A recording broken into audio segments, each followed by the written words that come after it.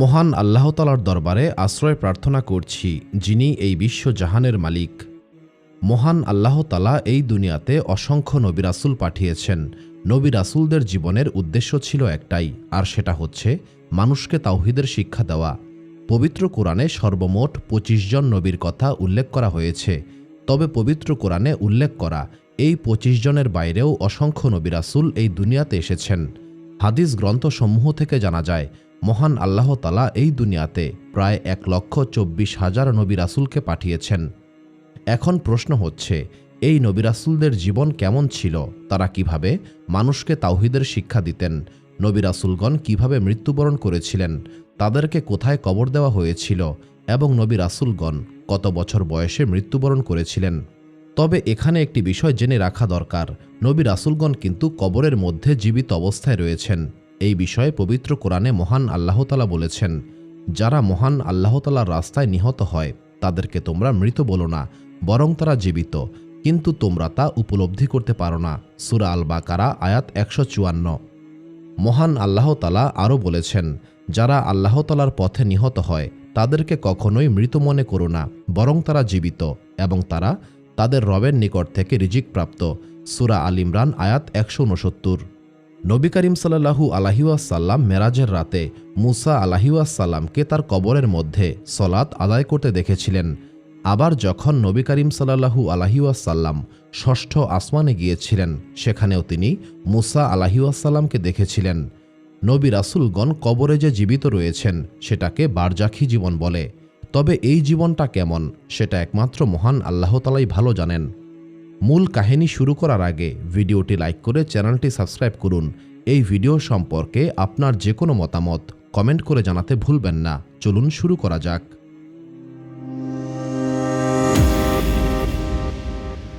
একবার একজন ব্যক্তি নবী করিম সাল্লাল্লাহু আলাইহি ওয়াসাল্লামকে বলল, হে আল্লাহর রাসূল সাল্লাল্লাহু আলাইহি ওয়াসাল্লাম, আদম আলাইহি ওয়াসাল্লাম কি নবী ছিলেন? নবী করিম সাল্লাল্লাহু আলাইহি ওয়াসাল্লাম বললেন, মহান আল্লাহ তাআলা আদম আলাইহি ওয়াসাল্লামকে নবী হিসেবেই এই দুনিয়াতে পাঠিয়েছিলেন। এরপর সেই লোকটি আবারও বলল, আদম এবং নূহ আলাইহি ওয়াসাল্লামের মধ্যে কত বছরের ব্যবধান ছিল? নবী করিম সাল্লাল্লাহু আলাইহি ওয়াসাল্লাম বললেন, ১০ শতক, অর্থাৎ ১,০০০ বছর। আল বিদায়া ওয়ান নিহায়া কিতাবে বলা হয়েছে, মৃত্যুর পূর্বে আদম আলাইহি ওয়াসাল্লাম মোট ১১ দিন অসুস্থ ছিলেন।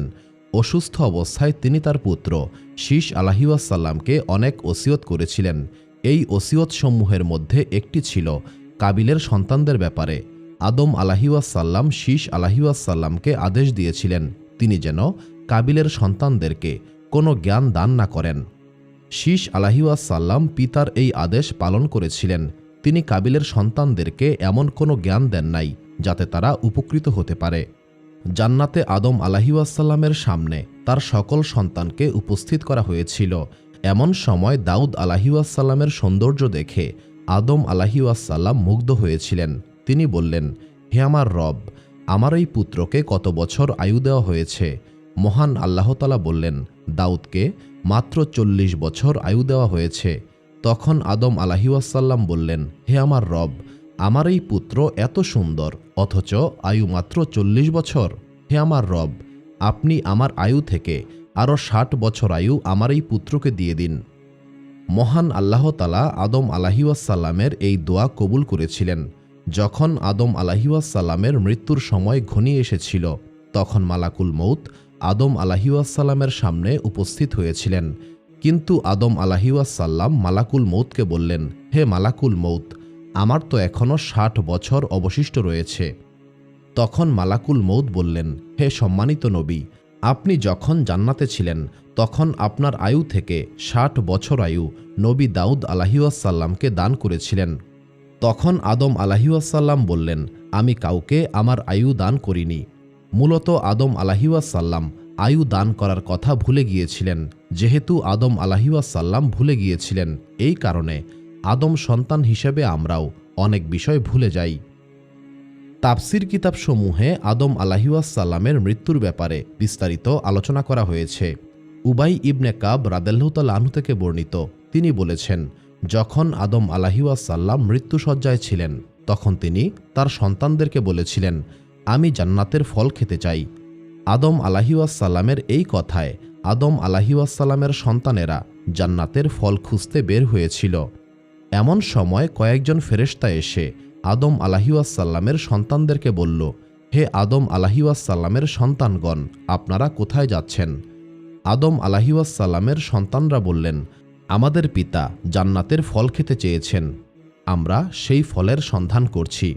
তখন ফেরেশতারা বললেন, হে আদম সন্তানগণ, আপনারা ফিরে যান, আপনাদের পিতার মৃত্যুর সময় উপস্থিত হয়েছে। আদম আলাইহিওয়াসাল্লামের সন্তানরা ফিরে আসার পর মালাকুল মউত এসে উপস্থিত হলেন। হাওয়া আলাইহিওয়াসাল্লাম মালাকুল মউতকে চিনতে পেরে আদম আলাইহিওয়াসাল্লামকে জড়িয়ে ধরেছিলেন। তখন আদম আলাইহিওয়াসাল্লাম বললেন, হে হাওয়া, আমরা একবার মহান আল্লাহ তাআলার নাফরমানি করে বিপদে পড়েছিলাম, এবার আমি আর কোনো ভুল করতে চাই না। এরপর মালাকুল মউত আদম আলাইহিওয়াসাল্লামের রূহ কবজ করেছিলেন। এরপর জিব্রাইল আলাইহিওয়াসাল্লাম এসে আদম আলাইহিওয়াসাল্লামকে গোসল করিয়ে কাফন পরিয়ে সুগন্ধি লাগিয়েছিলেন। এরপর অন্য ফেরেশতারা কবর খুঁড়েছিলেন। জিব্রাইল আলাইহিওয়াসাল্লাম এই জানাজার ইমামতি করেছিলেন। এরপর আদম আলাইহিওয়াসাল্লামকে কবরে নামিয়ে উপরে মাটি দেওয়া হয়েছিল। আদম আলাইহিওয়াসাল্লাম শুক্রবারে ইন্তেকাল করেছিলেন। আদম আলাইহিওয়াসাল্লামের মৃত্যুর 1 বছর পরে হাওয়া আলাইহিওয়াসাল্লাম মৃত্যুবরণ করেছিলেন। হাওয়া আলাইহিওয়াসাল্লামের মৃত্যুর পর তাকে আদম আলাইহিওয়াসাল্লামের কবরের পাশেই সমাহিত করা হয়েছিল। নূহ আলাইহিওয়াসাল্লামের মহাপ্লাবনের সময় নূহ আলাইহিওয়াসাল্লাম আদম এবং হাওয়া আলাইহিওয়াসাল্লামের দেহকে নৌকায় উঠিয়ে নিয়েছিলেন।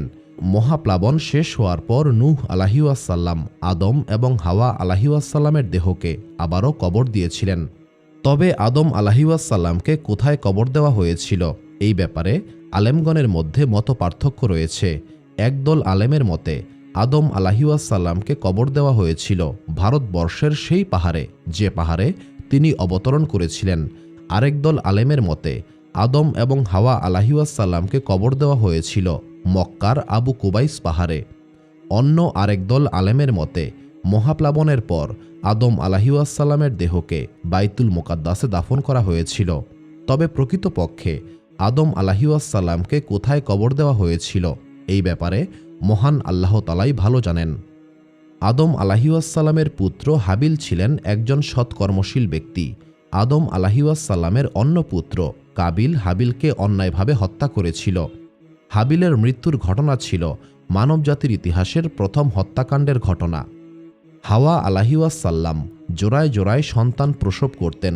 তৎকালীন সময়ে এক জোড়ার ছেলের সঙ্গে অন্য জোড়ার মেয়েকে বিয়ে দেওয়া হতো, কিন্তু কাবিল মহান আল্লাহ তাআলার এই আইনকে লঙ্ঘন করে নিজের জোড়ার বোন আকলিমাকে বিয়ে করতে চেয়েছিল।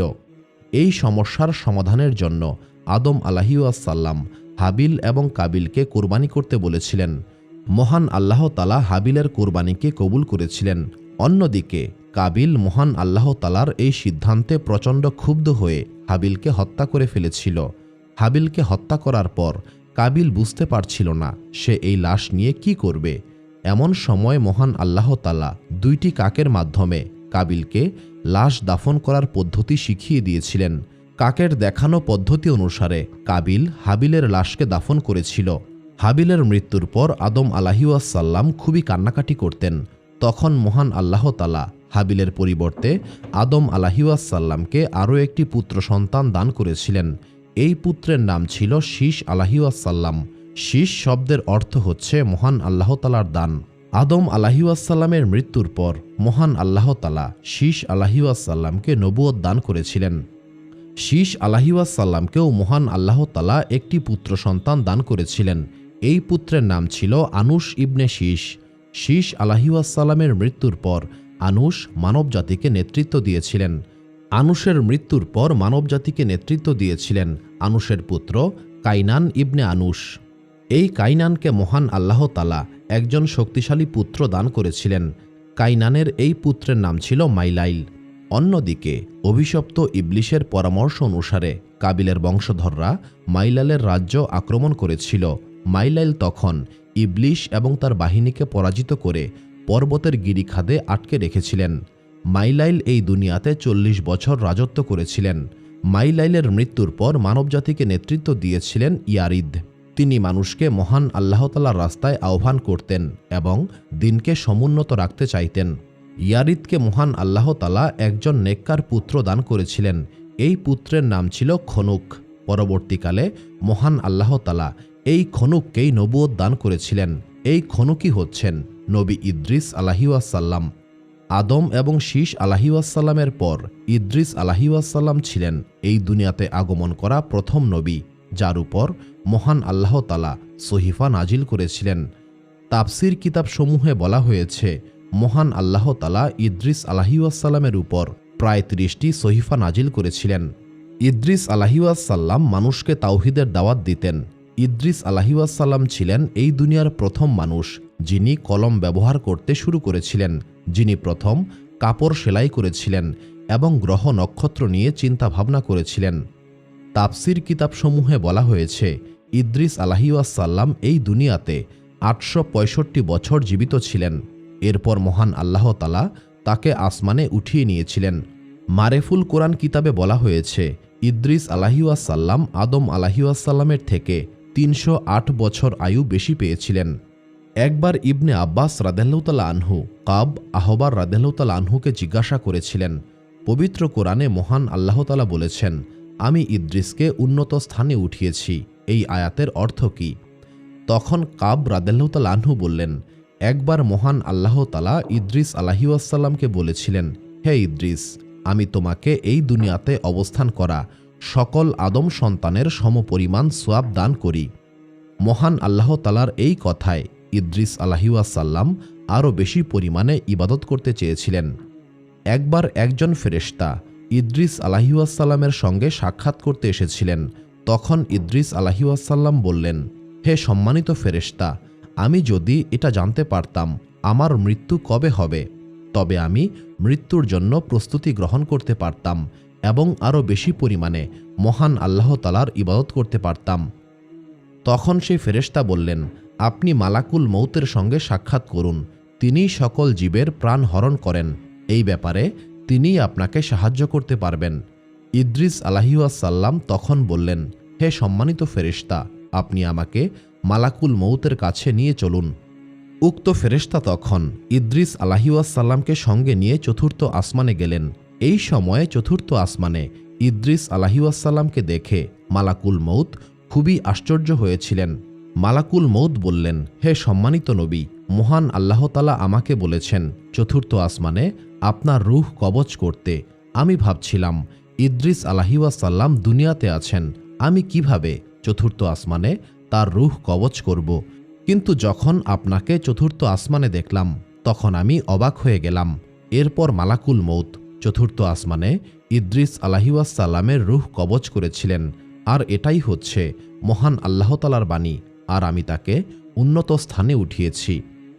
নূহ আলাইহিসসালাম জন্মগ্রহণ করার পূর্বে নূহ আলাইহিসসালামের সম্প্রদায়ে মাত্র ৫ জন নেককার বান্দা ছিলেন। এই ব্যক্তিরা হচ্ছেন ওয়াদ, সুয়া, ইয়াগুস, ইয়াউক এবং নাসর। যখন এই নেককার বান্দারা মৃত্যুবরণ করেছিলেন তখন নূহ আলাইহিসসালামের সম্প্রদায় তাদেরকে সম্মান জানাতে মূর্তি নির্মাণ করেছিল। সময় যতই অতিবাহিত হচ্ছিল ততই এই মূর্তিগুলিকে নিয়ে গল্প এবং কাহিনী তৈরি হচ্ছিল।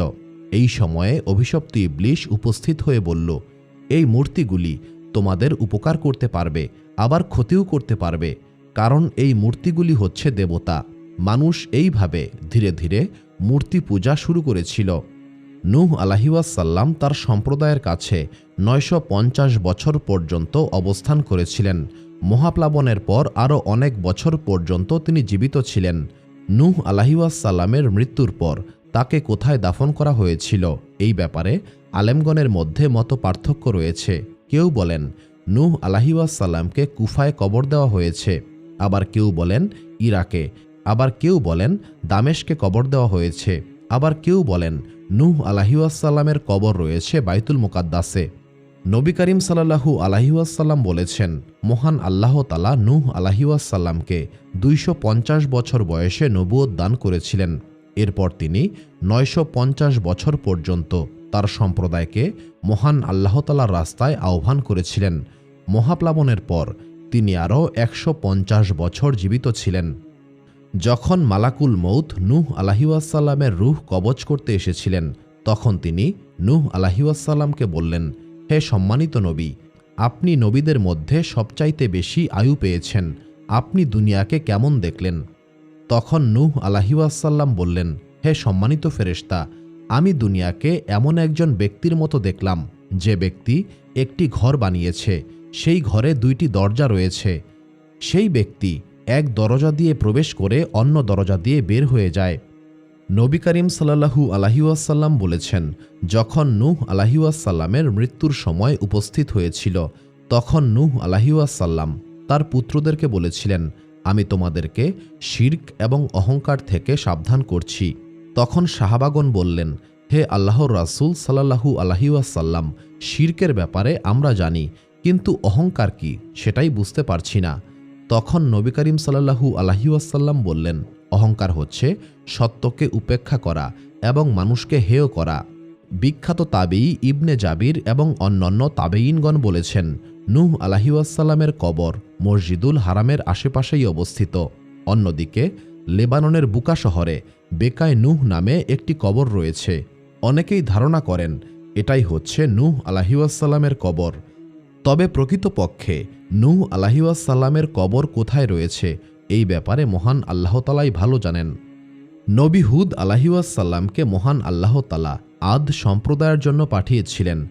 আদ সম্প্রদায়ের মানুষেরা ছিল খুবই শক্তিশালী এবং বিশাল দেহের অধিকারী। এই সম্প্রদায় আল আহকাফ নামক অঞ্চলে বসবাস করত। মহান আল্লাহ তাআলা এই সম্প্রদায়কে অফুরন্ত নিয়ামত দান করেছিলেন, কিন্তু এই নাফরমান সম্প্রদায় মহান আল্লাহ তাআলার আদেশকে অমান্য করে মূর্তি পূজা করতে শুরু করেছিল। মহান আল্লাহ তাআলা এই সম্প্রদায়কে সঠিক রাস্তায় ফিরিয়ে আনার জন্য হুদ আলাইহি ওয়াসাল্লামকে পাঠিয়েছিলেন। হুদ আলাইহি ওয়াসাল্লাম ছিলেন এই সম্প্রদায়ের সবচাইতে জ্ঞানী ব্যক্তি। হুদ আলাইহি ওয়াসাল্লাম দিনের পর দিন, বছরের পর বছর আদ সম্প্রদায়কে মহান আল্লাহ তাআলার রাস্তায় আহ্বান করেছিলেন, কিন্তু এই অবাধ্য সম্প্রদায় হুদ আলাইহি ওয়াসাল্লামকে মিথ্যাবাদী বলত এবং তুচ্ছ-তাচ্ছিল্য করত। অবশেষে মহান আল্লাহ তাআলা আদ সম্প্রদায়ের উপর আযাব নাজিল করেছিলেন। এই সম্প্রদায়ের জন্য একটি প্রচণ্ড ঝড়ো বাতাসকে পাঠানো হয়েছিল। এই ভয়ঙ্কর বাতাস 7 রাত এবং 8 দিন পর্যন্ত প্রবাহিত হয়েছিল। এই ভয়ঙ্কর ঝড়ে আদ সম্প্রদায় সম্পূর্ণ ধ্বংস হয়ে গিয়েছিল। আদ সম্প্রদায় ধ্বংস হয়ে যাওয়ার পর হুদ আলাইহি ওয়াসাল্লাম তার অনুসারীদেরকে নিয়ে মক্কায় চলে গিয়েছিলেন। হুদ আলাইহি ওয়াসাল্লামের সম্প্রদায়ের গড় আয়ু ছিল 400 বছরের কাছাকাছি। হুদ আলাইহি ওয়াসাল্লাম কত বছর জীবিত ছিলেন এই ব্যাপারে আলেমগণের মধ্যে মত পার্থক্য রয়েছে। কেউ বলেছেন হুদ আলাইহি ওয়াসাল্লাম 150 বছর জীবিত ছিলেন, আবার কেউ বলেন 464 বছর জীবিত ছিলেন। হুদ আলাইহি ওয়াসাল্লামের কবর কোথায় রয়েছে এই ব্যাপারে নির্ভরযোগ্য কোনো তথ্য আমরা খুঁজে পাইনি। তবে ধারণা করা হয় মক্কার কোনো এক পাহাড়ের গুহায় হুদ আলাইহি ওয়াসাল্লামকে দাফন করা হয়েছিল। সালেহ আলাইহি ওয়াসাল্লামকে মহান আল্লাহ তাআলা সামুদ জাতির জন্য নবী হিসেবে পাঠিয়েছিলেন। যখন সালেহ আলাইহি ওয়াসাল্লাম তার সম্প্রদায়কে তাওহীদের দাওয়াত দিয়েছিলেন, তখন তারা বলল, হে সালেহ, তুমি যদি এই পাহাড় থেকে একটি উটনি বের করে আনতে পারো তবেই আমরা তোমাকে বিশ্বাস করব। উত্তরে সালেহ আলাইহি ওয়াসাল্লাম বলেছিলেন, মহান আল্লাহ তাআলা অবশ্যই তোমাদের এই ইচ্ছাকে পূর্ণ করবেন, তবে তোমাদেরকে এই প্রতিশ্রুতি দিতে হবে, তোমরা এই উটনির কোনো ক্ষতি করবে না। সালেহ আলাইহি ওয়াসাল্লামের সম্প্রদায়ের লোকেরা বলল, আমরা অবশ্যই আমাদের প্রতিশ্রুতি রক্ষা করব। কিন্তু কয়েকদিন পরেই সামুদ সম্প্রদায় মহান আল্লাহ তাআলার আদেশকে অমান্য করে এই উটনিকে নির্মমভাবে হত্যা করেছিল। সালেহ আলাইহি ওয়াসাল্লাম বারবার তার সম্প্রদায়কে এই উটনির ব্যাপারে সতর্ক করেছিলেন, সাবধান করেছিলেন। এরপরেও সামুদ সম্প্রদায় এই ঘৃণ্য অপকর্মে লিপ্ত হয়েছিল। এই অপকর্মের শাস্তি হিসেবে মহান আল্লাহ তাআলা এই জাতিকে আযাব দিয়ে ধ্বংস করে দিয়েছিলেন। সালেহ আলাইহি ওয়াসাল্লাম কত বছর জীবিত ছিলেন এই ব্যাপারে তাফসির কিতাবসমূহে স্পষ্ট করে কিছুই বলা হয়নি। তবে আল বিদায়া ওয়ান নিহায়া কিতাবে বলা হয়েছে, সামুদ জাতি ধ্বংস হয়ে যাওয়ার পরেও সালেহ আলাইহি ওয়াসাল্লাম সেই অঞ্চলে অনেক বছর পর্যন্ত অবস্থান করেছিলেন। মারেফুল কোরআন কিতাবে বলা হয়েছে, সামুদ জাতি ধ্বংস হওয়ার পর সালেহ আলাইহি ওয়াসাল্লাম তার অনুসারীদেরকে নিয়ে মক্কায় চলে গিয়েছিলেন এবং সেখানেই তিনি মৃত্যুবরণ করেছিলেন। তাফসিরে তারাবিতে বলা হয়েছে, সামুদ জাতি ধ্বংস হওয়ার পর সালেহ আলাইহিওয়াসাল্লাম তার অনুসারীদেরকে নিয়ে ফিলিস্তিন অঞ্চলে চলে গিয়েছিলেন এবং সেখানেই তিনি মৃত্যুবরণ করেছিলেন। মূলত সালেহ আলাইহিওয়াসাল্লাম কবে এবং কোথায় মৃত্যুবরণ করেছিলেন এই ব্যাপারে মহান আল্লাহ তাআলাই ভালো জানেন। ইব্রাহিম আলাইহিওয়াসাল্লাম হচ্ছেন মহান আল্লাহ তাআলার খলিল, অর্থাৎ তিনি ছিলেন মহান আল্লাহ তাআলার বন্ধু। ইব্রাহিম আলাইহিওয়াসাল্লামকে মহান আল্লাহ তাআলা সম্মানিত করেছেন এবং নবীদের পিতা হিসেবে মনোনীত করেছেন। ইব্রাহিম আলাইহিওয়াসাল্লামের সম্প্রদায়ের লোকেরা গ্রহ, নক্ষত্র এবং মূর্তি পূজা করত। ইব্রাহিম আলাইহিওয়াসাল্লাম তার সম্প্রদায়ের মানুষদেরকে এই সমস্ত মূর্তি পূজা ত্যাগ করে মহান আল্লাহ তাআলার দাসত্ব করতে বলেছিলেন, কিন্তু ইব্রাহিম আলাইহিওয়াসাল্লামের সম্প্রদায় তাকে মিথ্যাবাদী বলে উপহাস করতে লাগল। আল বিদায়া ওয়ান নিহায়া কিতাবে বলা হয়েছে, ইব্রাহিম আলাইহিওয়াসাল্লাম জন্মগ্রহণ করেছিলেন অভিশপ্ত বাদশাহ নমরুদের সময়কালে। নমরুদকে মহান আল্লাহ তাআলা দীর্ঘ জীবন দান করেছিলেন। বর্ণিত হয়েছে, নমরুদ প্রায় 1000 বছর পর্যন্ত রাজত্ব করেছিল। একদিন নমরুদ স্বপ্নে দেখল একটি অদ্ভুত নক্ষত্র উদিত হয়েছে এবং এই নক্ষত্র সূর্য ও চাঁদের আলোকে ম্লান করে দিয়েছে। নমরুদ তখন রাজ্যের গণক এবং জ্যোতিষীদের কাছে এই স্বপ্নের ব্যাখ্যা চেয়েছিল। জ্যোতিষীরা বলল, মহামান্য বাদশাহ, আপনার রাজ্যে এমন একটি শিশুর জন্ম হবে, এই শিশু আপনার রাজত্বকে ধ্বংস করে ফেলবে। নমরুদ তখন আদেশ দিয়েছিল, আগামী কিছুদিন স্বামী স্ত্রী একত্রে রাত্রি যাপন করতে পারবে না এবং এই সময়ে যদি কোনো পুত্র সন্তান জন্মগ্রহণ করে তবে তাদেরকে হত্যা করা হবে। মহান আল্লাহ তাআলার অশেষ রহমতে এমন বিপদের মধ্যেই ইব্রাহিম আলাইহিওয়াসাল্লাম নিরাপদে জন্মগ্রহণ করেছিলেন। ইব্রাহিম আলাইহিওয়াসাল্লামকে তার মা একটি পাহাড়ের গুহায় রেখে এসেছিলেন। ইব্রাহিম আলাইহিওয়াসাল্লাম লোকালয়ে ফিরে এসে নমরুদকে তাওহীদের দাওয়াত দিয়েছিলেন। তখন নমরুদ ইব্রাহিম আলাইহিওয়াসাল্লামকে আগুনে নিক্ষেপ করেছিল। মহান আল্লাহ তাআলা আগুনকে নির্দেশ দিয়েছিলেন, হে আগুন, তুমি ইব্রাহিমের জন্য শীতল এবং আরামদায়ক হয়ে যাও। এইভাবে মহান আল্লাহ তাআলা ইব্রাহিম আলাইহিওয়াসাল্লামকে রক্ষা করেছিলেন। আল বিদায়া ওয়ান নিহায়া কিতাবে বলা হয়েছে, ইব্রাহিম আলাইহিওয়াসাল্লাম হঠাৎ করেই মৃত্যুবরণ করেছিলেন। এই সময়ে ইব্রাহিম আলাইহিওয়াসাল্লামের বয়স হয়েছিল 100 থেকে 200 বছরের মধ্যে। মারেফুল কোরআন কিতাবে বলা হয়েছে, ইব্রাহিম আলাইহিওয়াসাল্লাম নূহ আলাইহিওয়াসাল্লামের মহাপ্লাবনের 1263 বছর পরে জন্মগ্রহণ করেছিলেন। তিনি ইরাক থেকে ফিলিস্তিনে হিজরত করেছিলেন এবং সেখানেই মৃত্যুবরণ করেছিলেন। তবে মৃত্যুর পূর্বে তিনি বেশ কয়েকবার মক্কায় এসেছিলেন তার পুত্র ইসমাইল এবং তার স্ত্রী হাজেরা আলাইহিওয়াসাল্লামের সঙ্গে সাক্ষাৎ করার জন্য। ইব্রাহিম আলাইহিওয়াসাল্লামকে কবর দেওয়া হয়েছিল ফিলিস্তিনের হেব্রন অঞ্চলে। ইব্রাহিম আলাইহিওয়াসাল্লামের প্রথম স্ত্রী সারাহ আলাইহিওয়াসাল্লামকেও এখানেই দাফন করা হয়েছিল। লূত আলাইহিওয়াসাল্লামকে ইব্রাহিম আলাইহিওয়াসাল্লামের সময়েই পাঠানো হয়েছিল। তিনি ছিলেন ইব্রাহিম আলাইহিওয়াসাল্লামের সমসাময়িক নবী। এই ব্যাপারে পবিত্র কোরআনে মহান আল্লাহ তাআলা বলেছেন, অতঃপর লূত তার উপর ঈমান আনলেন। তখন ইব্রাহিম আলাইহিওয়াসাল্লাম বললেন, আমি আমার রবের দিকে হিজরত করছি, নিশ্চয়ই তিনি পরাক্রমশালী এবং প্রজ্ঞাময়। সূরা আনকাবুত আয়াত 26। মহান আল্লাহ তাআলা লূত আলাইহিওয়াসাল্লামকে এমন এক সম্প্রদায়ের কাছে পাঠিয়েছিলেন যারা জঘন্যতম অপকর্মে লিপ্ত হতো।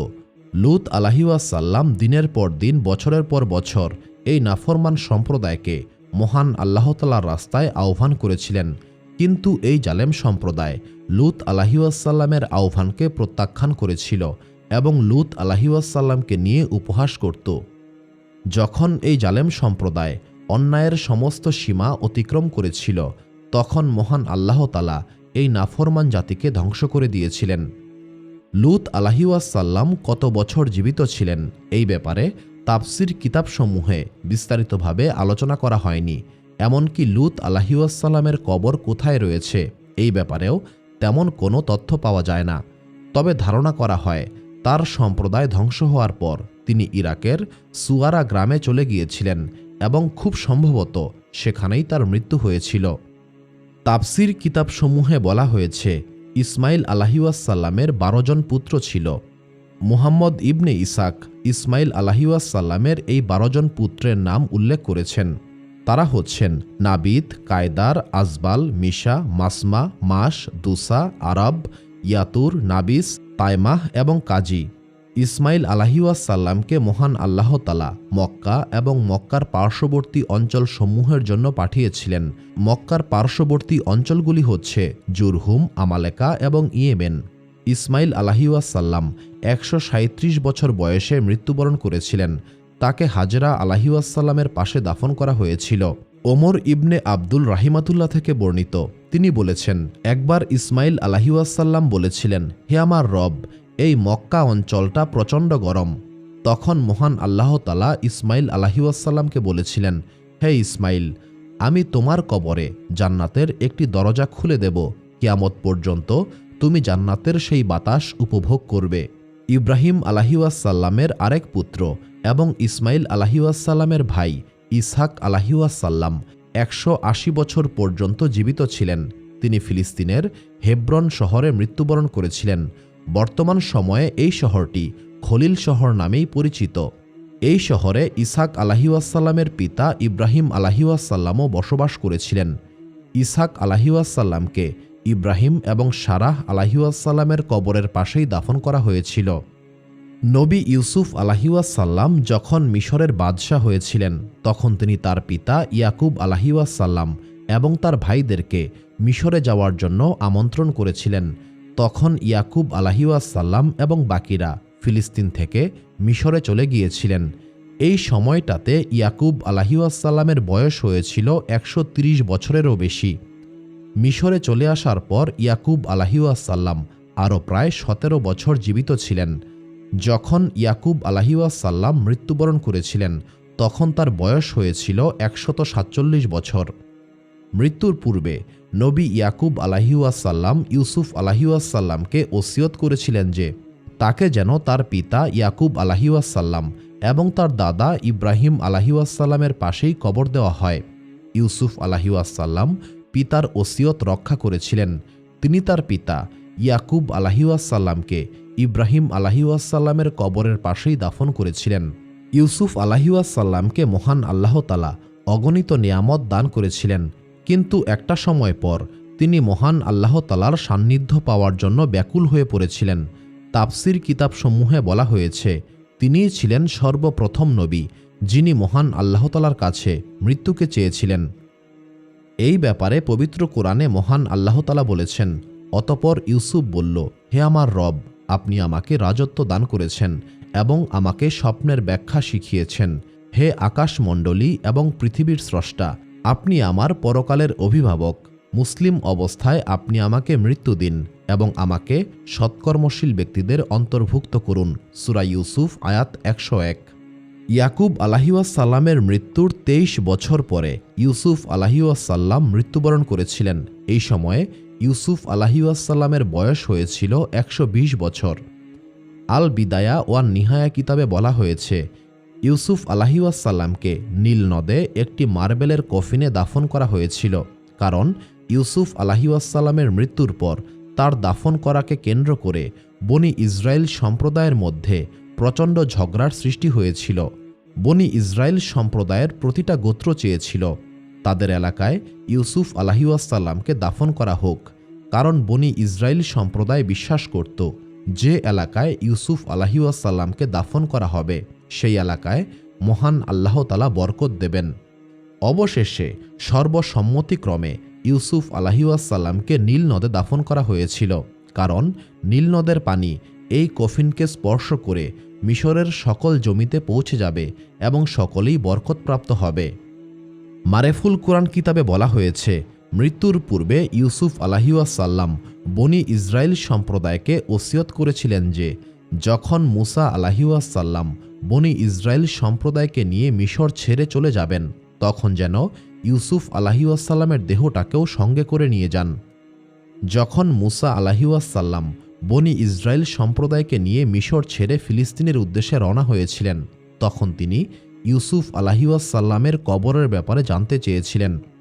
মুসা আলাইহিওয়াসাল্লামের প্রশ্নের জবাবে ইহুদি আলেমরা বলেছিলেন, বনি ইসরায়েলের একজন বৃদ্ধা মহিলা ব্যতীত এই কবরের সন্ধান আর কেউ জানে না। মুসা আলাইহিওয়াসাল্লাম তখন সেই বৃদ্ধা মহিলাকে বললেন, ইউসুফ আলাইহিওয়াসাল্লামের কবর দেখিয়ে দিতে। উত্তরে সেই বৃদ্ধা মহিলা বললেন, যতক্ষণ পর্যন্ত তুমি আমাকে 4টি জিনিস না দেবে ততক্ষণ পর্যন্ত আমি সেই কবরের সন্ধান দেব না। সেই 4টি জিনিস হচ্ছে, আমাকে স্বাধীন করে দিতে হবে, আমার চোখ ও যৌবন ফিরিয়ে দিতে হবে, এবং জান্নাতে আমি তোমার সঙ্গী হব। তখন মুসা আলাইহিওয়াসাল্লাম কি বলবেন ঠিক বুঝতে পারছিলেন না। এমন সময় মহান আল্লাহ তাআলা মুসা আলাইহিওয়াসাল্লামকে বললেন, হে মুসা, এই বৃদ্ধার দাবিকে কবুল করে নাও। মুসা আলাইহিওয়াসাল্লাম এই বৃদ্ধার দাবিকে কবুল করে নেওয়ার পর সেই বৃদ্ধা মুসা আলাইহিওয়াসাল্লামকে নীল নদের সেই স্থানে নিয়ে গেলেন যেখানে ইউসুফ আলাইহিওয়াসাল্লামের কবর ছিল। যখন নীলনদ থেকে ইউসুফ আলাইহিওয়াসাল্লামের কফিন বের করা হয়েছিল তখন মহান আল্লাহ তাআলা চাঁদকে উদিত করে দিয়েছিলেন এবং রাস্তা দিনের আলোর মতো উজ্জ্বল হয়েছিল। এই আলোর সাহায্যেই মুসা আলাইহিওয়াসাল্লাম এবং বনি ইসরায়েল সম্প্রদায় রাস্তা চিনে ফিলিস্তিনে চলে গিয়েছিলেন। এরপর ইউসুফ আলাইহিওয়াসাল্লামকে ফিলিস্তিনে ইব্রাহিম, ইসহাক এবং ইয়াকুব আলাইহিওয়াসাল্লামের কবরের পাশেই দাফন করা হয়েছিল। আইয়ুব আলাইহিওয়াসাল্লাম ছিলেন মহান আল্লাহ তাআলার একজন সম্মানিত নবী। ধৈর্য ধারণ করার জন্য মানবজাতির ইতিহাসে তিনি ছিলেন এক উজ্জ্বল নক্ষত্র। শত বিপদের মধ্যেও তিনি এক মুহূর্তের জন্য পথভ্রষ্ট হন নাই। মহান আল্লাহ তাআলা আইয়ুব আলাইহিওয়াসাল্লামকে অগণিত নিয়ামত দান করেছিলেন। এরপরেও আইয়ুব আলাইহিওয়াসাল্লাম কখনও বিলাসিতা করেন নাই। অভিশপ্ত শয়তান বছরের পর বছর চেষ্টা করেও আইয়ুব আলাইহিওয়াসাল্লামকে বিন্দুমাত্র বিভ্রান্ত করতে পারে নাই। যখন আইয়ুব আলাইহিওয়াসাল্লামের অগণিত ধন সম্পদ ছিল তখন তিনি মহান আল্লাহ তাআলার শুকরিয়া আদায় করতেন।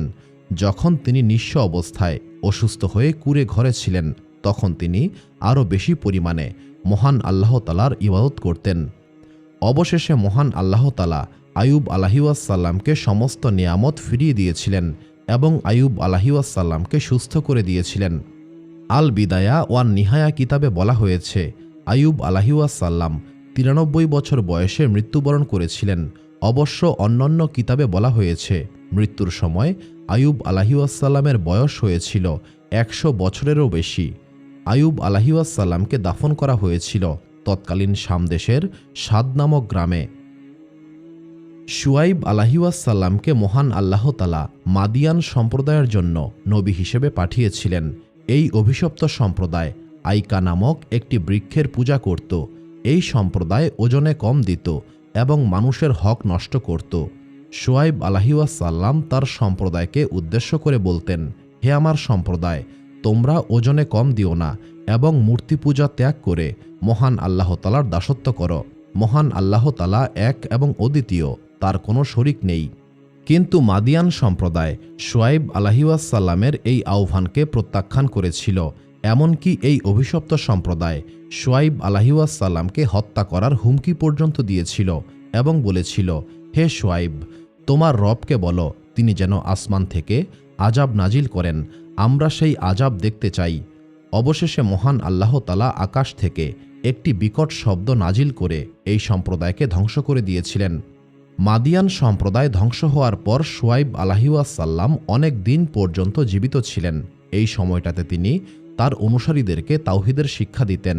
শুআইব আলাইহিওয়াসাল্লাম জর্ডানে মৃত্যুবরণ করেছিলেন এবং সেখানেই তাকে কবর দেওয়া হয়েছিল। শুআইব আলাইহিওয়াসাল্লামকে যে উপত্যকায় কবর দেওয়া হয়েছিল সেই স্থানকে বর্তমান সময়ে ওয়াদি শুআইব নামে ডাকা হয়। শুআইব আলাইহিওয়াসাল্লামের কবরের পাশে তার অনুসারীদেরও অসংখ্য কবর রয়েছে। তাফসির কিতাবসমূহে বলা হয়েছে শুআইব আলাইহিওয়াসাল্লাম প্রায় 242 বছর জীবিত ছিলেন।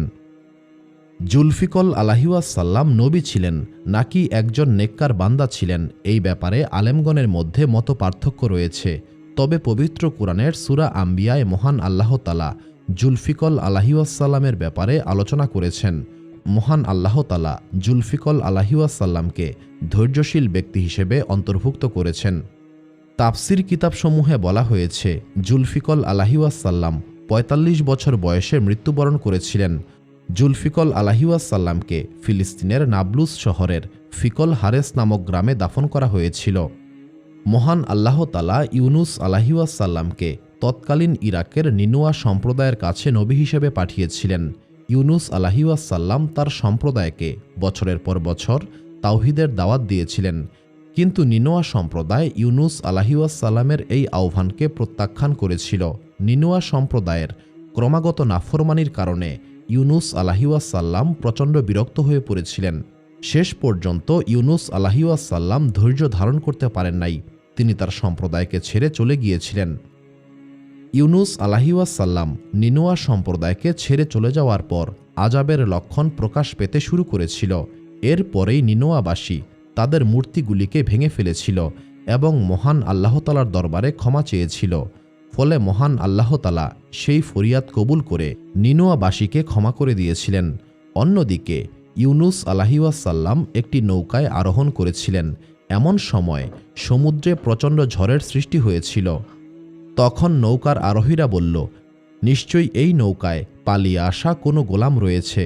তখন ইউনুস আলাইহিওয়াসাল্লাম বললেন, আমিই সেই গোলাম, আমি আমার মালিকের অনুমতি না নিয়েই চলে এসেছি। এরপর নৌকার আরোহীরা সেই ঝড় থেকে বাঁচার জন্য ইউনুস আলাইহিওয়াসাল্লামকে সমুদ্রে নিক্ষেপ করেছিল। সমুদ্রে নিক্ষেপ করার পর একটি বিশাল তিমি ইউনুস আলাইহিওয়াসাল্লামকে গিলে ফেলেছিল। 40 দিন তিমির পেটে অবস্থান করার পর মহান আল্লাহ তাআলা ইউনুস আলাইহিওয়াসাল্লামকে বের করে এনেছিলেন এবং একটি লাউ গাছ দান করেছিলেন। এরপরে ইউনুস আলাইহিওয়াসাল্লাম তার সম্প্রদায়ের কাছে ফিরে গিয়েছিলেন। ইউনুস আলাইহিওয়াসাল্লামের মৃত্যু এবং দাফন সম্পর্কে তাফসির এবং প্রাচীন কিতাবসমূহে আলোচনা করা হয় নাই। এই ব্যাপারে মহান আল্লাহ তাআলাই ভালো জানেন। নবী ইলিয়াস আলাইহিওয়াসাল্লাম ছিলেন হারুন আলাইহিওয়াসাল্লামের বংশধর। বনি ইসরায়েল সম্প্রদায়ের কাছে তিনি ইলিয়া নামে পরিচিত ছিলেন। মহান আল্লাহ তাআলা তাকে বনি ইসরায়েল সম্প্রদায়ের জন্য নবী হিসেবে পাঠিয়েছিলেন। এই ব্যাপারে পবিত্র কোরআনে মহান আল্লাহ তাআলা বলেছেন, নিশ্চয়ই ইলিয়াস নবীদের অন্তর্ভুক্ত। সূরা আস-সাফফাত আয়াত 123। তবে ইলিয়াস আলাইহিওয়াসাল্লাম কোন সম্প্রদায়ের নবী ছিলেন এই ব্যাপারে আলেমগণের মধ্যে মত পার্থক্য রয়েছে। ইমাম তারাবি রাহিমাতুল্লাহ বলেছেন, ইলিয়াস আলাইহিওয়াসাল্লাম ছিলেন হারুন আলাইহিওয়াসাল্লামের বংশধর। ইবনে কাসির রাহিমাতুল্লাহ বলেছেন, ইলিয়াস এবং আল ইয়াসি একই ব্যক্তির দুই নাম। আরব অঞ্চলের মানুষেরা অনেক সময় নামের সঙ্গে নুন যুক্ত করে অথবা অক্ষর পরিবর্তন করে ফেলে।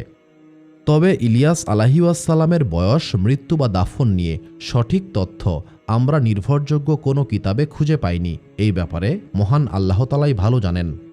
আল ইয়াসা আলাইহিওয়াসাল্লামকে মহান আল্লাহ তাআলা বনি ইসরায়েল সম্প্রদায়ের জন্য পাঠিয়েছিলেন।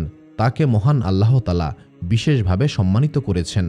এই ব্যাপারে পবিত্র কোরআনে মহান আল্লাহ তাআলা বলেছেন, ইসমাইল, ইয়াসা, ইউনুস এবং লুতকে আমি বিশ্ববাসীর উপর মর্যাদা দান করেছি। সূরা আনআম আয়াত 86।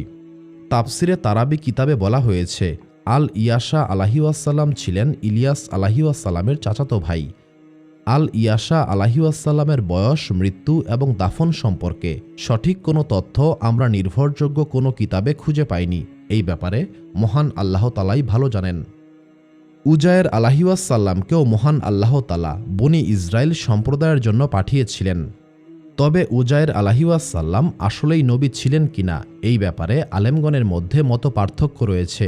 তৎকালীন সময়ে তিনিই ছিলেন মহান আল্লাহ তাআলার একমাত্র বান্দা, যিনি তাওরাত কিতাব মুখস্থ করেছিলেন। বনি ইসরায়েল সম্প্রদায় তাওরাত কিতাব হারিয়ে ফেলেছিল এবং অনেক আয়াত ভুলে গিয়েছিল। উজায়ের আলাইহিওয়াসাল্লাম তাওরাত কিতাবকে পুনরুজ্জীবিত করেছিলেন। একবার উজায়ের আলাইহিওয়াসাল্লাম একটি ধ্বংসপ্রাপ্ত শহরকে অতিক্রম করছিলেন। সেই শহরকে দেখে উজায়ের আলাইহিওয়াসাল্লাম বিস্মিত হয়ে ভাবলেন, মহান আল্লাহ তাআলা এদেরকে আবার কিভাবে জীবিত করবেন। মূলত এই চিন্তার মাধ্যমে উজায়ের আলাইহিওয়াসাল্লাম মহান আল্লাহ তাআলার ক্ষমতাকে খাটো করেন নাই। তিনি শুধুমাত্র এটা জানতে চেয়েছিলেন, মহান আল্লাহ তাআলা কিভাবে এদেরকে আবারও জীবিত করবেন। এরপর উজায়ের আলাইহিওয়াসাল্লাম একটি গুহায় আশ্রয় নিয়ে ঘুমিয়ে পড়েছিলেন। মহান আল্লাহ তাআলা ঘুমন্ত অবস্থায় উজায়ের আলাইহিওয়াসাল্লামের রূহকে কবজ করেছিলেন।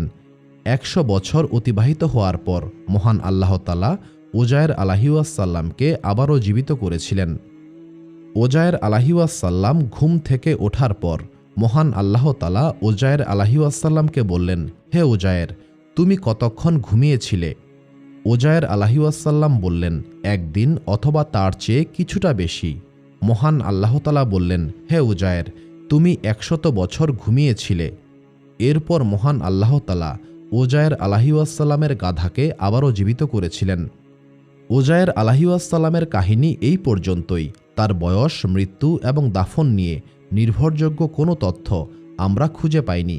তবে ইহুদি সম্প্রদায়ের একটি গোত্র উজায়ের আলাইহিসসালামকে মহান আল্লাহ তাআলার পুত্র হিসেবে দাবি করেছিল, অথচ উজায়ের আলাইহিসসালাম ছিলেন এই সমস্ত কুফর এবং শিরক থেকে সম্পূর্ণ পবিত্র।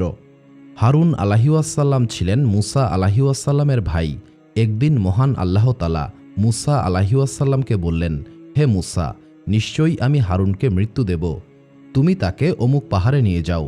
তখন মুসা আলাইহিসসালাম হারুন আলাইহিসসালামকে সঙ্গে নিয়ে সেই পাহাড়ের উদ্দেশ্যে রওনা হয়েছিলেন। সেই পাহাড়ে যাওয়ার পর হারুন এবং মুসা আলাইহিসসালাম একটি বৃক্ষ দেখলেন। এটা ছিল এমন এক বৃক্ষ যা হারুন এবং মুসা আলাইহিসসালাম আগে কখনো দেখেন নাই। এরপর তারা খুব সুন্দর একটি ঘর দেখতে পেয়েছিলেন। সেই ঘরে প্রবেশ করে তারা খুব সুন্দর বিছানা এবং আসবাবপত্র দেখতে পেয়েছিলেন। সেই ঘর থেকে সুগন্ধি আসছিল। হারুন আলাইহিসসালাম এই পাহাড়, ঘর এবং ভেতরের আসবাবপত্র দেখে মুগ্ধ হয়েছিলেন। তিনি মুসা আলাইহিসসালামকে বললেন, হে আমার ভাই, আমি এই বিছানায় ঘুমাতে চাই। মুসা আলাইহিসসালাম সম্মতি দিলেন। তখন হারুন আলাইহিসসালাম বললেন, আমি ভয় পাচ্ছি যদি এই ঘরের মালিক এসে আমার সঙ্গে খারাপ ব্যবহার করেন। তখন মুসা আলাইহিসসালাম বললেন, ভয় পেও না, আমি এই ঘরের মালিকের থেকে তোমাকে রক্ষা করব। এরপর হারুন আলাইহিসসালাম বললেন, হে মুসা, তুমিও আমার সঙ্গে ঘুমিয়ে পড়ো। যখন মুসা এবং হারুন আলাইহিসসালাম ঘুমিয়ে পড়েছিলেন, তখন হারুন আলাইহিসসালাম মৃত্যুবরণ করেছিলেন। মুসা আলাইহিসসালাম ঘুম থেকে উঠে দেখলেন হারুন আলাইহিসসালাম মৃত্যুবরণ করেছেন। মুসা আলাইহিসসালাম এই ঘর থেকে বাহিরে বের হওয়ার পর সেই ঘরটিকে মহান আল্লাহ তাআলা আসমানে উঠিয়ে নিয়েছিলেন। এই সময়ে হারুন আলাইহিসসালামের বয়স হয়েছিল 132 বছর। হারুন আলাইহিসসালামের মৃত্যুর পর মুসা আলাইহিসসালাম বনি ইসরাইল সম্প্রদায়ের কাছে ফিরে এসেছিলেন। তখন বনি ইসরাইল সম্প্রদায় মুসা আলাইহিসসালামকে বলল, হে মুসা, হারুন কোথায়? মুসা আলাইহিসসালাম বললেন, আমার ভাই হারুনকে মহান আল্লাহ তাআলা আসমানে উঠিয়ে নিয়েছেন। তখন বনি ইসরাইল সম্প্রদায় বলল, হে মুসা, তুমি একজন মিথ্যাবাদী। তুমি হয়তো হারুনকে হত্যা করেছ, কারণ আমরা তোমার চেয়ে হারুনকে বেশি ভালোবাসতাম। এই প্রশ্নের উত্তরে মুসা আলাইহিসসালাম বললেন, তোমরা কি এটা সন্দেহ করছো যে আমি আমার ভাইকে হত্যা করে ফেলেছি? হে আমার সম্প্রদায়, তোমরা কেন আমাকে কষ্ট দাও? আমি কি তোমাদেরকে মহান আল্লাহ তাআলার কোনো নিদর্শন দেখাই নাই? এরপরেও বনি ইসরাইল সম্প্রদায় মুসা আলাইহিসসালামের উপর প্রচণ্ড চাপ সৃষ্টি করেছিল। তখন মুসা আলাইহিসসালাম মহান আল্লাহ তাআলার দরবারে ফরিয়াদ করতে লাগলেন। মহান আল্লাহ তাআলা মুসা আলাইহিসসালামের এই ফরিয়াদ কবুল করে সেই বিছানা নাজিল করেছিলেন, যে বিছানায় হারুন আলাইহিসসালামের দেহ ছিল। হারুন আলাইহিসসালামের দেহ দেখে বনি ইসরাইল সম্প্রদায় বিশ্বাস করেছিল যে মুসা আলাইহিসসালাম হারুন আলাইহিসসালামকে হত্যা করে নাই। হারুন আলাইহিসসালামের মৃত্যু হয়েছিল তিহ প্রান্তরে, অর্থাৎ সিনাই উপদ্বীপে বন্দী থাকার সময়ে। হারুন আলাইহিসসালামের মৃত্যুর বেশ কয়েক বছর পর মুসা আলাইহিসসালাম মৃত্যুবরণ করেছিলেন। একদিন মুসা আলাইহিসসালাম তার বাড়িতেই ছিলেন। এমন সময় মুসা আলাইহিসসালামের বাড়িতে অচেনা একজন ব্যক্তি এসে উপস্থিত হয়েছিল। এই অচেনা ব্যক্তিই ছিল মালাকুল মউত, কিন্তু মুসা আলাইহিসসালাম তাকে চিনতে পারেন নাই। মুসা আলাইহিসসালাম কঠিন গলায় বললেন, তুমি কে? আমার অনুমতি ছাড়া এই ঘরে কেন আসলে? তখন মালাকুল মউত বললেন, হে সম্মানিত নবী, মহান আল্লাহ তাআলার দাওয়াত গ্রহণ করুন। মুসা আলাইহিসসালাম মালাকুল মউতের এই কথার মর্মার্থ বুঝতে পারেন নাই। তিনি প্রচণ্ড রাগান্বিত হয়ে মালাকুল মউতকে একটি থাপ্পড় মেরে দিলেন। এই থাপ্পড় এতই ভয়াবহ ছিল যে মালাকুল মউতের একটি চোখ নষ্ট হয়ে গিয়েছিল। তখন মালাকুল মউত মহান আল্লাহ তাআলার দরবারে ফিরে গিয়ে বললেন, হে আমার রব, আপনি আমাকে এমন এক বান্দার কাছে পাঠিয়েছিলেন যিনি মৃত্যু চায় না। সেই ব্যক্তি যদি আপনার কাছে সম্মানিত না হতো তবে আমি তার উপর অসন্তুষ্ট হতাম। তখন মহান আল্লাহ তাআলা মালাকুল মউতের চোখ ঠিক করে দিয়ে বললেন, তুমি আমার বান্দাকে বলবে, হে মুসা, তুমি কি জীবন চাও? যদি জীবন চাও তবে একটি ষাঁড়ের পিঠে হাত রাখো, সেই ষাঁড়ের প্রতিটি লোমের বিনিময়ে 1 বছর পাবে। যখন মালাকুল মউত মুসা আলাইহিওয়াসাল্লামকে এই কথা বললেন, তখন মুসা আলাইহিওয়াসাল্লাম বললেন, এরপরে কি হবে? মালাকুল মউত বললেন, আপনাকে মৃত্যুর স্বাদ ভোগ করতেই হবে। তখন মুসা আলাইহিওয়াসাল্লাম মহান আল্লাহ তাআলার দরবারে ফরিয়াদ করে বললেন, আমাকে পবিত্র ভূমিতে অর্থাৎ ফিলিস্তিনের মাটিতে মৃত্যুদান করুন। মহান আল্লাহ তাআলা মুসা আলাইহিওয়াসাল্লামের এই ফরিয়াদ কবুল করেছিলেন এবং বাইতুল মুকাদ্দাসে মৃত্যু দিয়েছিলেন। মারেফুল কোরআন কিতাবে বলা হয়েছে, ফেরেশতারাই মুসা আলাইহিওয়াসাল্লামকে গোসল দিয়েছিলেন, জানাজা পড়িয়েছিলেন এবং তাকে দাফন করেছিলেন। আল বিদায়া ওয়ান নিহায়া কিতাবে বলা হয়েছে, মুসা আলাইহিওয়াসাল্লাম প্রায় 120 বছর জীবিত ছিলেন। মুসা আলাইহিওয়াসাল্লামের মৃত্যু হয়েছিল এই তিহ প্রান্তরে অর্থাৎ সিনাই মরুভূমিতে। দাউদ আলাইহিওয়াসাল্লাম ছিলেন বনি ইসরায়েল সম্প্রদায়ের বাদশাহ। মহান আল্লাহ তাআলা তাকে রাজত্ব, প্রজ্ঞা, জ্ঞান এবং নবুয়ত দান করেছিলেন। দাউদ আলাইহিওয়াসাল্লাম ছিলেন নবী ইব্রাহিম আলাইহিওয়াসাল্লামের বংশধর। মহান আল্লাহ তাআলা দাউদ আলাইহিওয়াসাল্লামকে জাবুর কিতাব দান করেছিলেন। এই ব্যাপারে পবিত্র কোরআনে মহান আল্লাহ তাআলা বলেছেন, আমার বান্দা দাউদকে স্মরণ করো, সে ছিল অত্যন্ত শক্তিশালী এবং তওবাকারী। একদিন দাউদ আলাইহিওয়াসাল্লামের একজন স্ত্রী দেখলেন, মহলের ভেতরে একজন অচেনা ব্যক্তি প্রবেশ করেছেন। অচেনা ব্যক্তি এইভাবে মহলে প্রবেশ করায় দাউদ আলাইহিওয়াসাল্লামের স্ত্রী প্রচণ্ড ভয় পেয়েছিলেন। তিনি দ্রুত দাউদ আলাইহিওয়াসাল্লামকে এই ব্যাপারে অবগত করেছিলেন। তখন দাউদ আলাইহিওয়াসাল্লাম এসে সেই অচেনা ব্যক্তিকে বললেন, আপনি কে? অনুমতি ছাড়া এই মহলে কেন প্রবেশ করেছেন? তখন সেই অচেনা ব্যক্তি শান্ত কণ্ঠে বললেন, আমি এমন একজন ব্যক্তি যাকে পর্দা থেকে বিরত রাখা যায় না। আমি বাদশাদেরকে ভয় করি না। কেউ আমাকে তার ঘরে প্রবেশ করতে বিরত রাখতে পারে না। মানুষ যতই সুরক্ষিত দুর্গে থাকুক, আমি সেখানে পৌঁছে যাই। দাউদ আলাইহিওয়াসাল্লামকে মহান আল্লাহ তাআলা অসাধারণ জ্ঞান এবং বুদ্ধি দান করেছিলেন। তিনি বললেন, মহান আল্লাহ তাআলার কসম, তুমি অবশ্যই মালাকুল মউত। মালাকুল মউত বললেন, হে সম্মানিত নবী, আপনার ধারণা সত্য, আমিই মালাকুল মউত। দাউদ আলাইহিওয়াসাল্লাম বললেন, হে সম্মানিত ফেরেশতা, আপনি কেন এসেছেন? মালাকুল মউত বললেন, আমার এখানে আসার কারণ আপনি অবশ্যই জানেন। তখন দাউদ আলাইহিওয়াসাল্লাম বুঝতে পেরেছিলেন তার মৃত্যুর সময় ঘনিয়ে এসেছে। তিনি আনন্দিত কণ্ঠে মালাকুল মউতকে স্বাগত জানিয়েছিলেন। মৃত্যুর সময় দাউদ আলাইহিওয়াসাল্লামের বয়স হয়েছিল 100 বছর। দাউদ আলাইহিওয়াসাল্লামের জানাজায় লক্ষাধিক বনি ইসরায়েলি শামিল হয়েছিল। আল বিদায়া ওয়ান নিহায়া কিতাবে বলা হয়েছে, দাউদ আলাইহিওয়াসাল্লামের জানাজায় প্রচণ্ড গরমের কারণে মানুষের কষ্ট হচ্ছিল। তখন একজন ব্যক্তি এসে সুলাইমান আলাইহিওয়াসাল্লামকে বললেন, হে সম্মানিত নবী, আপনি পক্ষীকুলের মাধ্যমে ছায়ার ব্যবস্থা করুন। সুলাইমান আলাইহিওয়াসাল্লাম তখন পাখিদেরকে আদেশ দিয়েছিলেন। পাখিরা তখন আকাশে উড়ে মানুষকে ছায়া দিতে লাগল। দাউদ আলাইহিওয়াসাল্লামের জানাজায় এমনই এক মহিমান্বিত দৃশ্য দেখা গিয়েছিল। নবী দাউদ আলাইহিওয়াসাল্লামের মতোই সুলাইমান আলাইহিওয়াসাল্লাম একজন ন্যায়পরায়ণ শাসক ছিলেন। মহান আল্লাহ তাআলা সুলাইমান আলাইহিওয়াসাল্লামকে এমন এক রাজত্ব দান করেছিলেন, যে রাজত্ব এই দুনিয়ার বুকে আর কাউকে কখনো দেওয়া হয়নি। যখন সুলাইমান আলাইহিওয়াসাল্লাম বুঝতে পেরেছিলেন তার মৃত্যুর সময় ঘনিয়ে এসেছে, তখন তিনি তার বিশেষ কক্ষে প্রবেশ করে লাঠিতে ভর দিয়ে দাঁড়িয়েছিলেন। এই কক্ষটি কাচ দিয়ে ঘেরা ছিল। মালাকুল মউত এসে রূহ কবজ করে নিলেন। কেউ বুঝতে পারে নাই সুলাইমান আলাইহিওয়াসাল্লাম মৃত্যুবরণ করেছেন। সুলাইমান আলাইহিওয়াসাল্লামের দেহ প্রায় 1 বছর পর্যন্ত এইভাবে দাঁড়িয়েছিল। পরবর্তীতে মহান আল্লাহ তাআলার আদেশে উই পোকা সুলাইমান আলাইহিওয়াসাল্লামের লাঠি খেয়ে ফেলেছিল। লাঠি দুর্বল হওয়ার কারণে সেটা ভেঙে গিয়েছিল এবং সুলাইমান আলাইহিওয়াসাল্লামের দেহ মাটিতে পড়ে গিয়েছিল। তখন সবাই জানতে পেরেছিল সুলাইমান আলাইহিওয়াসাল্লাম মৃত্যুবরণ করেছেন।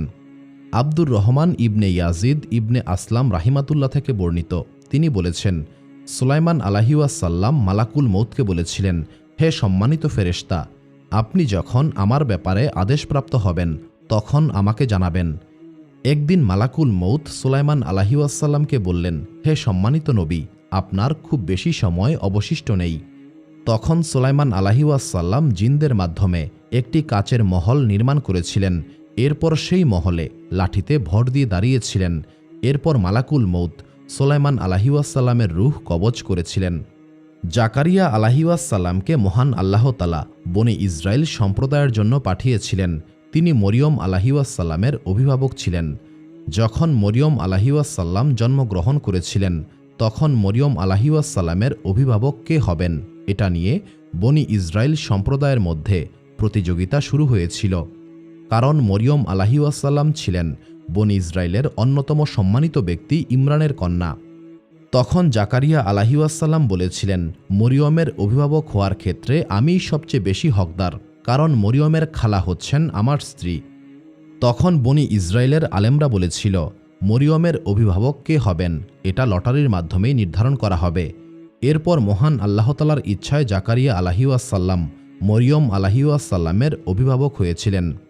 জাকারিয়া আলাইহিওয়াসাল্লামের মৃত্যু কিভাবে হয়েছিল এই ব্যাপারে পবিত্র কোরআনে আলোচনা করা হয়নি, তবে তাফসির কিতাবসমূহে জাকারিয়া আলাইহিওয়াসাল্লামের মৃত্যুর ব্যাপারে বিস্তারিতভাবে আলোচনা করা হয়েছে। তবে জাকারিয়া আলাইহিওয়াসাল্লামের মৃত্যু কিভাবে হয়েছিল এই বিষয়ে আলেমগণের মধ্যে ব্যাপক মত পার্থক্য রয়েছে। কাসাসুল আম্বিয়া কিতাবে বলা হয়েছে, বনি ইসরায়েল সম্প্রদায়ের কয়েকজন মানুষ জাকারিয়া আলাইহিওয়াসাল্লামকে হত্যা করতে চেয়েছিল। জীবন বাঁচাতে জাকারিয়া আলাইহিওয়াসাল্লাম একটি বৃক্ষের কোটরে আশ্রয় নিয়েছিলেন, কিন্তু অভিশপ্ত শয়তান হত্যাকারীদেরকে সেই বৃক্ষ দেখিয়ে দিয়েছিল। হত্যাকারীরা করাত দিয়ে সেই বৃক্ষটিকে 2 টুকরা করে ফেলেছিল এবং জাকারিয়া আলাইহিওয়াসাল্লামকে শহীদ করেছিল। জাকারিয়া আলাইহিওয়াসাল্লামের লাশ দাফন করার জন্য আসমান থেকে ফেরেশতারা নেমে এসেছিলেন। ফেরেশতারা জাকারিয়া আলাইহিওয়াসাল্লামকে গোসল, জানাজা এবং দাফন করেছিলেন। জাকারিয়া আলাইহিওয়াসাল্লাম 150 বছর বয়সে মৃত্যুবরণ করেছিলেন। ইয়াহিয়া আলাইহিওয়াসাল্লাম ছিলেন জাকারিয়া আলাইহিওয়াসাল্লামের পুত্র। তাকেও মহান আল্লাহ তাআলা বনি ইসরায়েল সম্প্রদায়ের জন্য পাঠিয়েছিলেন। তবে ইয়াহিয়া আলাইহিওয়াসাল্লাম কত বছর জীবিত ছিলেন, কোথায় তাকে কবর দেওয়া হয়েছিল এই ব্যাপারে গ্রহণযোগ্য কোনো তথ্য আমরা পাইনি। তবে ইয়াহিয়া আলাইহিওয়াসাল্লামের ব্যাপারে এতটুকু জানা যায়, ঈসা ইবনে মরিয়ম আলাইহিওয়াসাল্লাম জন্মগ্রহণ করার বছরে তিনিও জন্মগ্রহণ করেছিলেন। তাফসিরে তারাবি কিতাবে বলা হয়েছে, একজন জালেম বাদশাহ ইয়াহিয়া আলাইহিওয়াসাল্লামকে জবাই করে হত্যা করেছিল। ফিলিস্তিনি বাদশাহ হেরোদিয়াস ছিল একজন জালেম এবং অত্যাচারী। সে নিজের ভাইয়ের মেয়েকে অর্থাৎ নিজের ভাতিজিকে বিয়ে করতে চেয়েছিল। ইয়াহিয়া আলাইহিওয়াসাল্লাম এই অন্যায়ের বিরুদ্ধে প্রতিবাদ করেছিলেন, কারণ মহান আল্লাহ তাআলার শরীয়ত অনুসারে এটা ছিল সম্পূর্ণ হারাম। ইয়াহিয়া আলাইহিওয়াসাল্লাম এই বিবাহকে সম্পূর্ণ নিষিদ্ধ ঘোষণা করেছিলেন। অন্যদিকে সেই মেয়েটি এবং মেয়েটির মা এই বিয়েতে প্রচণ্ড আগ্রহী ছিল। এই কারণে মেয়েটির মা ইয়াহিয়া আলাইহিওয়াসাল্লামকে হত্যা করার জন্য একটি পরিকল্পনা করেছিল। পরিকল্পনা অনুসারে একদিন সেই মেয়েটি সুন্দর পোশাক পরিধান করে হেরোদের শয়নকক্ষে উপস্থিত হয়েছিল। হেরোদের কামনার আগুন তখন সমস্ত সীমা অতিক্রম করেছিল। হেরোদ মেয়েটিকে বলল, তোমার সমস্ত ইচ্ছাই আমি পূরণ করব। তখন মেয়েটি বলল, আমি ইয়াহিয়া আলাইহিওয়াসাল্লামের মস্তক ছিন্ন করতে চাই। এরপর বাদশাহ হেরোদের আদেশে ইয়াহিয়া আলাইহিওয়াসাল্লামকে হত্যা করা হয়েছিল এবং ইয়াহিয়া আলাইহিওয়াসাল্লামের মস্তক সেই অভিশপ্ত মহিলাকে উপহার দেওয়া হয়েছিল। কাসাসুল আম্বিয়া কিতাবে বলা হয়েছে, ইয়াহিয়া আলাইহিওয়াসাল্লামের সম্মানিত মস্তক দামেস্কের উমাইয়া মসজিদের পাশে সমাহিত করা হয়েছে। ঈসা ইবনে মারিয়াম আলাইহিওয়াসাল্লামকে মহান আল্লাহ তাআলা অনেক অলৌকিক ক্ষমতা দান করেছিলেন। ঈসা আলাইহিওয়াসাল্লামকে মহান আল্লাহ তাআলা পিতা ছাড়াই সৃষ্টি করেছিলেন। যখন বনি ইসরায়েল সম্প্রদায় মরিয়ম আলাইহিওয়াসাল্লামকে অবিশ্বাস করেছিল, তখন ঈসা আলাইহিওয়াসাল্লাম দোলনায় থাকা অবস্থায় সাক্ষ্য দিয়েছিলেন। তিনি বলেছিলেন, হে বনি ইসরায়েল সম্প্রদায়, আমি মহান আল্লাহ তাআলার বান্দা। তিনি আমাকে কিতাব দিয়েছেন এবং আমাকে নবী বানিয়েছেন। মহান আল্লাহ তাআলা ঈসা আলাইহিওয়াসাল্লামকে মৃতদেরকে জীবিত করা, অন্ধকে দৃষ্টি ফিরিয়ে দেওয়া, কুষ্ঠ, বোবা এবং খোরাকে ভালো করে দেওয়ার মতো অলৌকিক ক্ষমতা দান করেছিলেন। বনি ইসরায়েল সম্প্রদায় বাড়িতে যা কিছু জমা করে রাখত সেটা তিনি বলতে পারতেন। মাটি দিয়ে পাখি বানিয়ে মহান আল্লাহ তাআলার আদেশে সেটাকে জীবিত করতে পারতেন। এমনকি তিনি তার অনুসারীদের চাহিদা অনুসারে আসমান থেকে দস্তরখানও নামিয়ে এনেছিলেন। ঈসা ইবনে মরিয়ম আলাইহিওয়াসাল্লামকে মহান আল্লাহ তাআলা আসমানে উঠিয়ে নিয়েছিলেন। কিয়ামতের পূর্বে তিনি আবারও দুনিয়াতে ফিরে আসবেন এবং অভিশপ্ত দাজ্জালকে হত্যা করবেন। ঈসা ইবনে মরিয়ম আলাইহিওয়াসাল্লাম ৩৩ বছর এই দুনিয়াতে অবস্থান করেছিলেন।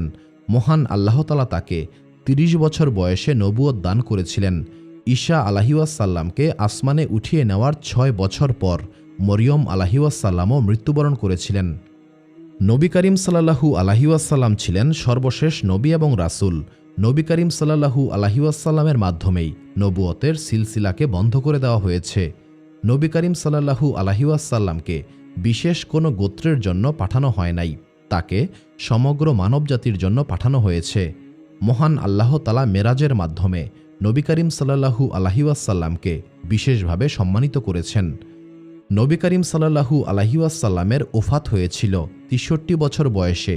এরপর মসজিদে নববীতে আয়েশা রাদিয়াল্লাহু তাআলা আনহার হুজরায় তাকে দাফন করা হয়েছিল। খায়বারের যুদ্ধে একজন ইহুদি মহিলা নবী করিম সাল্লাল্লাহু আলাইহিওয়াসাল্লামকে বিষ মাখানো গোশত খাইয়েছিল। মৃত্যুর পূর্বে নবী করিম সাল্লাল্লাহু আলাইহিওয়াসাল্লাম সেই বিষের যন্ত্রণা অনুভব করেছিলেন। আয়েশা রাদিয়াল্লাহু তাআলা আনহা থেকে বর্ণিত, তিনি বলেছেন, মহান আল্লাহ তাআলা আমাকে এমন একটি নিয়ামত দান করেছেন যা আর কাউকে কখনো দেন নাই। নবী করিম সাল্লাল্লাহু আলাইহিওয়াসাল্লাম আমার ঘরে আমার বুক এবং আমার গলার মাঝখানে মৃত্যুবরণ করেছেন। তিনি আরও বলেছেন, আমার ভাই আব্দুর রহমান ইবনে আবু বকর রাদিয়াল্লাহু তাআলা আনহু ঘরে প্রবেশ করেছিল। এই সময় তার হাতে একটি মেসওয়াক ছিল। নবী করিম সাল্লাল্লাহু আলাইহিওয়াসাল্লাম এই মেসওয়াকটিকে দেখছিলেন। আমি বুঝতে পেরেছিলাম তিনি মেসওয়াকটিকে পছন্দ করেছেন। তখন আমি সেই মেসওয়াকটিকে চিবিয়ে নবী করিম সাল্লাল্লাহু আলাইহিওয়াসাল্লামের জন্য নরম করে দিয়েছিলাম এবং নবী করিম সাল্লাল্লাহু আলাইহিওয়াসাল্লামকে মেসওয়াক করিয়ে দিয়েছিলাম। ওফাতের পূর্বে নবী করিম সাল্লাল্লাহু আলাইহিওয়াসাল্লাম বিড়বিড় করে বলেছিলেন, হে আমার রব, আমাকে ক্ষমা করুন, আমার উপর রহম করুন।